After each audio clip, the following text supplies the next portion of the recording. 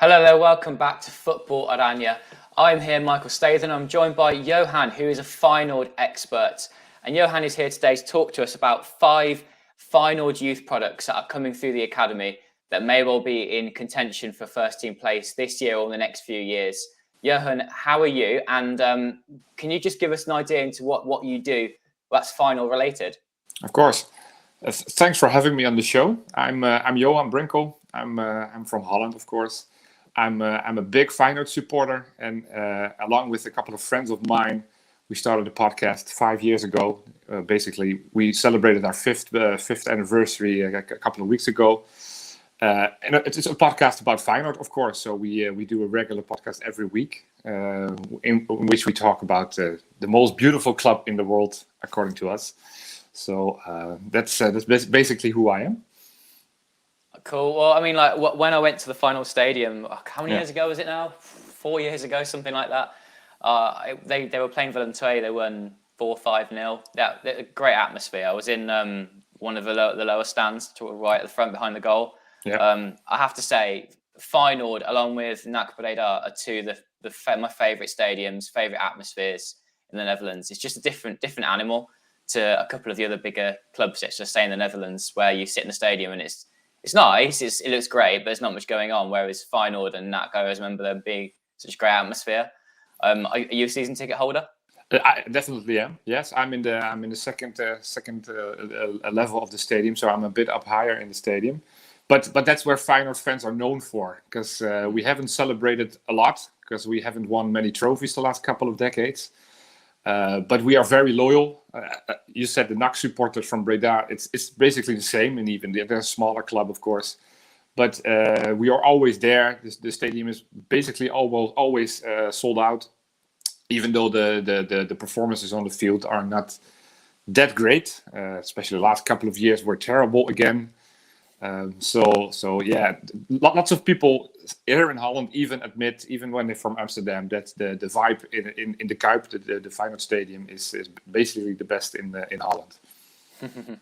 Well, Johan, there's another thing that's also changing for Feyenoord at the moment, Yeah. and that is that there seems to be a shift towards the youth products coming through the academy. I don't think Feyenoord can say that they've had too many come through in recent years. I mean, of course, we've got Justin Bijlo, he's in the first team now, Lutzer Trouwder, and a few others, of course, that are making a name for themselves. And that for me, I find is a different shift, and certainly will serve Feyenoord well if they can keep them for long enough and sell them for a big price. So I guess, like, what's changed exactly for Feyenoord youth? Because I know at one point they used to be joint with Excelsior with their academy. What's changed over the past sort of 10 years? Well, like in the early 2000 years, we every year we got awarded with the best youth academy of Holland, like 5 or 6 years in a row. So there were lots of players coming through. Robin van Persie probably be the most famous, but also Giovanni van Bronckhorst, which became our head coach later on. Those are 2 players that came from the youth ranks and made the first team, and eventually went to other clubs. But well, the problem with Feyenoord, I think maybe for some English clubs, it's very thing to recognize, is when we got money, we started buying players, and we forgot how good our youth products were, and we stopped investing a lot in our youth products, and it didn't help. Last year we had a head coach, Dick Advocaat. In every interview, he was talking about how bad our youth was, which is basically not true. Our youth is still good. I think what the most good thing that is happening now is we got a new head coach. We got also new technical director, Frank Arnesen, who also worked for Chelsea. He's basically changing everything within the club. He's looking different to the academy, trying to get the academy closer to the first team. And that's what's happening now. And we have a new head coach who used to be the head coach of AZ.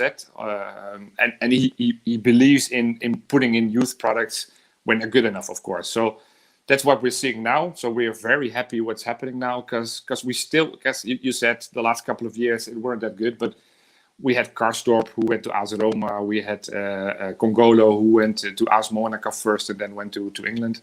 So we still had some good youth products, but we have a couple of good guys in the first team now as well. Gertruida, you named. Malasia is a very good one. Bijlo.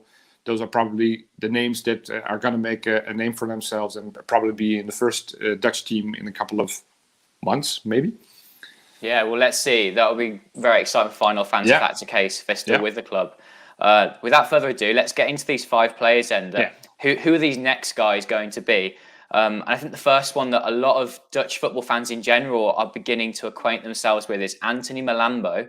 Yeah. He's only 16. This guy is genuinely around the first team. Yeah. Tell us more about him. Why is he so promising? First of all, he's young, but when you look at him play football, he's very mature. Last year, he already got promoted to the highest youth team, even though he was 15 at the time. So he was playing with guys like 18, 19-year-olds. He did that quite okay. But like I said, we have a new head coach, and he started to look at first like what do I have in the first team, but also what do I have in the youth ranks. And then he came across Anthony Malambo, who is an attacking midfielder, very versatile. He can dribble with the ball. He has a good passing. He can score goals. And Arne Slot, our coach, he really likes him. He's now in the first team. He hasn't made his debut yet, but in all the friendly matches, it looks like he's one of the guys, and he's old enough to play with the big boys. So we're very excited to have him in the first team, and we hope to see him make the first appearance in the first team very soon, which can happen basically any week, and then he would become the youngest player in Feyenoord history ever, who now is Gini Wijnaldum, also known in England, of course. So we hope that he'll become the youngest, and he has the same future as Wijnaldum has. Wow, that's so exciting, yeah. And he's attacking midfield as well, isn't he? He's a number 10. Like Wijnaldum? He's a number 10. Similar player or not? Sorry, what? Similar player to Wijnaldum or completely different? I can see that some people compare him to Wijnaldum. He's like I said, he moves easily, very energetic. So that looks like the younger version of Wijnaldum, who in the older stages became more of a central defender. But he can also play left winger, right winger. So he's very versatile, and the comparisons with Wijnaldum are pretty accurate, but always different and always dangerous, because you never know how his career will pan out. But we like him. Of course, yeah. So do you think Malambo will get some chances with the first team this season? Is it mainly likely to be like substitute appearances, or do you think he might be sent out on loan? What do you see for him this season? It looks like he's getting a real chance. So he probably won't be a first-team player. Today we're going to announce a new player which we signed from Norway, which is also a defensive midfielder. Defensive midfielder. But I think he will become like a first or second substitute from the bench in midfield. We got a couple of older players which look like they're going to leave the club. So that means that he has opportunity to play at midfield. So I think he'll stay, play his games as well in the under 21 team. But I think Arne Slot likes him and is trying to keep him in the first team so he can develop even better and even faster. Awesome. There's another midfielder who's around the Feyenoord first team this season. He may not get as many opportunities now because of a new signing in the midfield. But Leonard Hartjes is a central midfielder. Tell us more about him. This guy is basically the biggest surprise of our preseason so far. The name Slot, I mentioned him a couple of times already. Hartjes is a defensive midfielder who can also play a bit up more front in midfield. Who was always like a talent, but not the biggest talent we ever had. He was never in the younger Holland teams. He was a good player. He was often compared to Jordi Klaasie, who played for Southampton. He's quite small, so I get the comparison there as well. But he didn't look like the biggest talent, and he was definitely not a sure thing to be in the first team. But then Slot came, and he looked at all the footage of the youth teams, and then he saw Hartjes play, and he's like, okay, I want to give him a try at the first team. So he joined the first team from the first practice this season, and everybody seems to love him at the coaching staff, because he's 18 years old, but I think he's definitely getting minutes this season. He's like we have compared him to Frankie de Jong, which is even more dangerous than Wijnaldum maybe. But he moves the same way. He's very confident when he has the ball. Like I said, he's a defensive midfielder who likes to dribble as well. He's not scared of anything. The only problem with him is his body, his physique is quite small. So I won't expect him this season to be a first team regular as like a starter.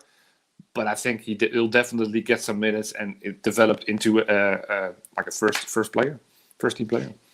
Interesting point there about his physique. In the Netherlands, you can tend to get away with it, with a sort of the passing style, which is more on the ground. Do you think that that's just a random aside here? Do you think that that's like a good thing going forward for Dutch football? Do you think that needs to change? Because a lot of players do get away with their careers in the Netherlands being quite small, being quite they're not strong basically as players who may play in the top 5 leagues. To develop as a league, do you think that needs to change? It does, especially when we want to make names for ourselves in the European competitions. We often see it. Ajax is doing well the last couple of years, but all the other teams, PSV, AZ, Feyenoord, are not doing that well in Europe. And often you see that it has to do with our physical abilities seem to be a bit lower when you play against Portuguese teams, when you play against Serbian teams, when you play against Russian teams. Those are strong, muscular guys, and we often look like a young under-21 team sometimes. So, but here in Holland, we seem to get that as well. That we need to develop the physical abilities of the players as well. So there's more and more attention on that, but it won't happen overnight. So we have to wait for that. Fair enough. Who do you think we should talk about next? Is anyone else that's around the first team this season, or maybe is it getting a little bit further into the future now?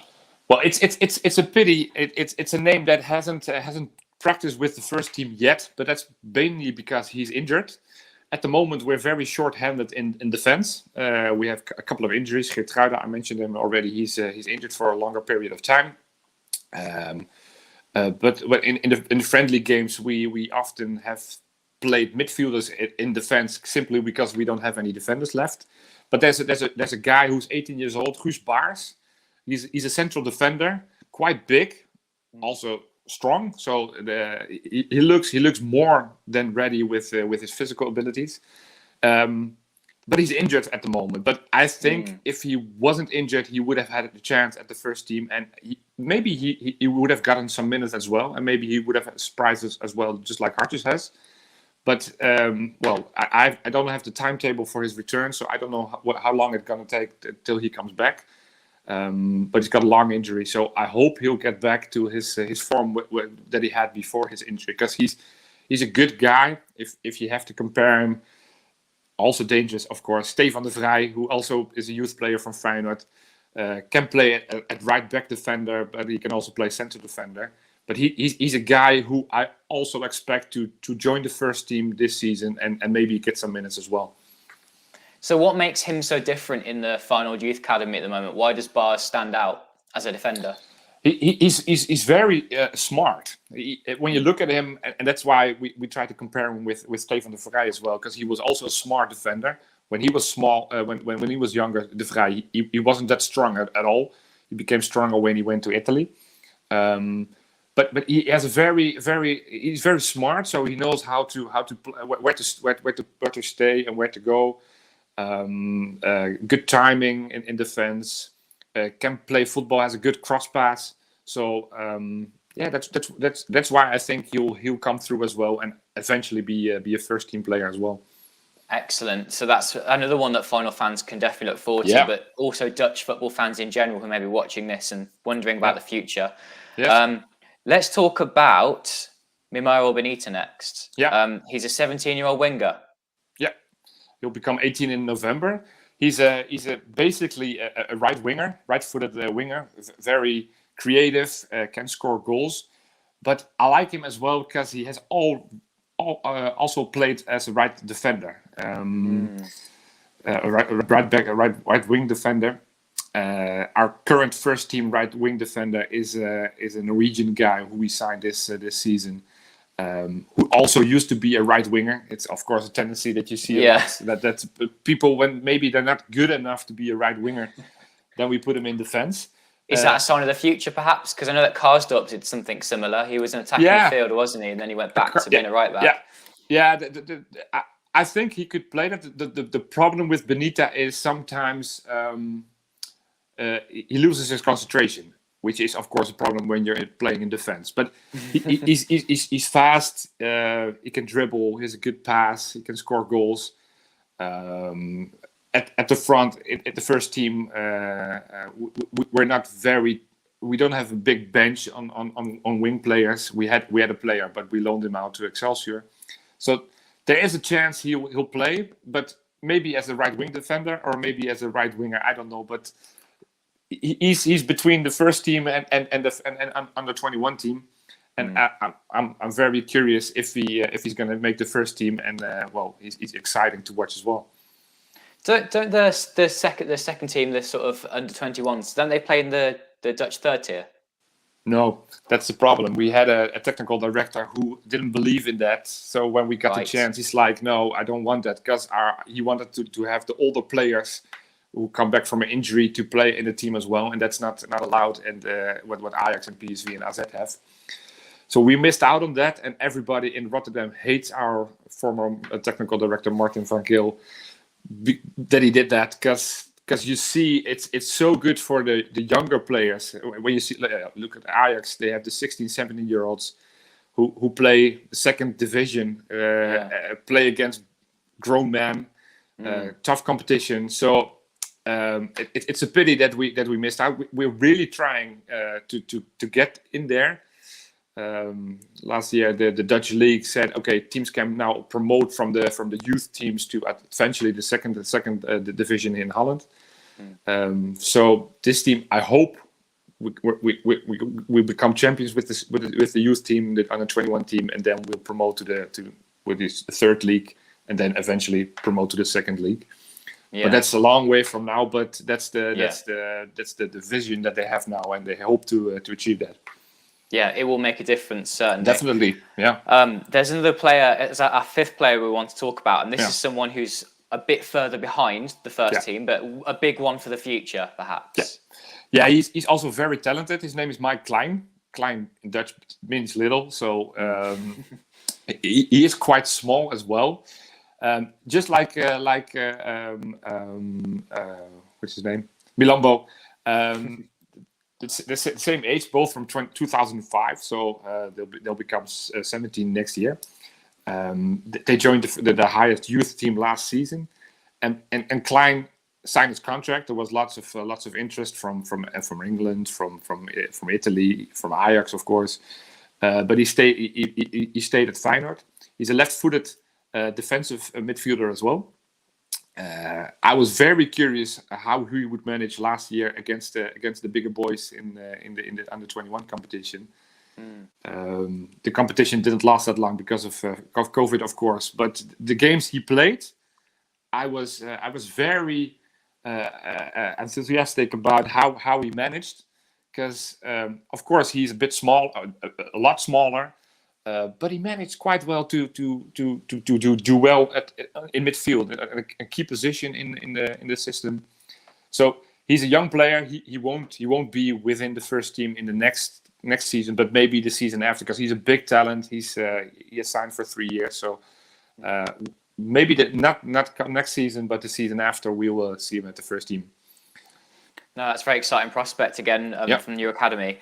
So I guess one of the last things I want to ask you about, Johan, is what do you think Feyenoord will do this season? Will they improve, or will this be a bit of a transition season under Arne Slot? I know that when I've previewed Feyenoord this season, I'm not an expert like you are, but I've looked at the side and thought that there's a few deficiencies in certain positions, and I think it's going to be a bit of a battle to be anywhere near the top two this season.